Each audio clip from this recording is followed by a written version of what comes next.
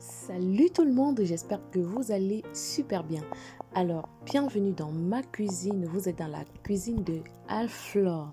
Oui, je sais, ça fait un bail, j'ai pas fait de vidéo, mais ne vous inquiétez pas, parce qu'on est de retour avec de très belles nouvelles choses à vous proposer. Alors, avant de continuer la vidéo, arrête-toi, mets pause, mon frère. Abonne-toi. Alors, abonne-toi, like et surtout, partage à la fin de la vidéo si tu as aimé. Comme ça, tout le monde fera partie de cette famille et on va partager ensemble nos petites connaissances. Vous savez, ici, c'est le partage. Chacun donne son avis en commentaire et on a juste ce qu'il faut ajouter. Alors, aujourd'hui, je vous viens avec la recette des légumes sautés à la camerounaise. Vous voyez ces feuilles vertes qu'on adore, qu'on appelle djama du côté anglophone au Cameroun. Et du côté francophone, vous avez des feuilles larges plutôt et c'est ça que nous allons faire aujourd'hui.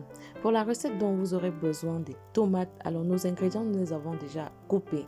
Nous aurons besoin des tomates, du piment, des oignons, du poireau que vous pouvez voir tout vert là. Nous aurons également besoin des gousses d'ail que nous allons soit hacher, découper ou alors râper. Nous aurons besoin du poisson fumé. Ah oui, oui, l'incontournable.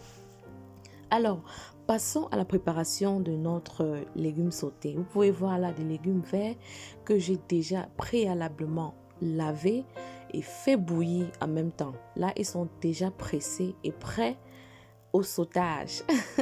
Alors, vous allez utiliser une marmite, peu importe la marmite de votre choix. Vous allez faire chauffer une marmite et ensuite, vous allez y ajouter de l'huile. Ajoutez l'huile que vous préférez. Peu importe que ce soit de l'huile de palme, de l'huile affinée ou alors c'est vous qui voyez, c'est à votre goût. Ensuite, vous allez ajouter du poisson fumé dans votre huile. Le goût du poisson fumé passé dans l'huile. Seigneur, essayez et venez me dire. Ensuite, on va ajouter les oignons et le piment dans notre poisson déjà dans l'huile. Ce mélange-ci, essayez et venez me dire en commentaire. Ça vous donne un parfum inouï. Bref, on ne parle pas trop, on goûte d'abord. Après avoir bien remué le mélange et avoir fait perdre un peu de jus aux oignons, nous allons ajouter la tomate. Après avoir ajouté la tomate, vous allez laisser tarir l'eau de la tomate. Vous savez, quand l'eau de la tomate tarit, la tomate perd aussi un peu de son acidité. Après cela, vous allez ajouter votre poireau et votre gousse d'ail déjà hachée ou découpée.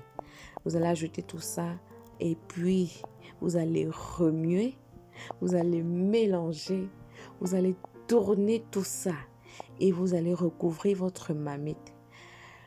5 à 7 minutes après, vous allez réouvrir la marmite et on va ajouter un peu d'eau. Vous savez, les légumes, je les aime plonger dans un peu d'eau. Ça vous donne un peu, bref, le goût de ça. Ensuite, on va ajouter notre sel dans notre marmite. Pour ceux qui consomment du cube Maggi, pardon, vous pouvez ajouter le cube Maggi. Là, j'ai ajouté juste du sel. Alors, regardez la vapeur qui sort, la chaleur. Ça veut dire qu'on peut déjà ajouter les légumes dans la marmite.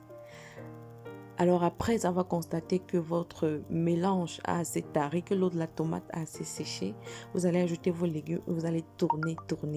Regardez la beauté. Regardez la beauté de nos légumes. Est-ce que c'est pas beau? Et je vous assure, c'est beau et c'est bon. Pour d'autres, vous pouvez ajouter des poivrons verts. C'est comme vous voulez en fait. Ça, c'est les ingrédients que moi j'utilise. Et je vais accompagner mes légumes avec de la banane. Nous appelons ça au Cameroun la banane cochon. Vous pouvez manger avec du couscous, du manioc, du macabo, tout ce que vous voulez. C'est à votre choix. Alors voilà nos légumes, voilà le résultat. Si vous essayez, dites-moi en commentaire. Alors, c'est la fin de la vidéo. D'ici là, je vous dis merci d'avoir écouté. N'hésitez pas à partager et à liker. On se prend très bientôt pour une nouvelle vidéo. Bisous!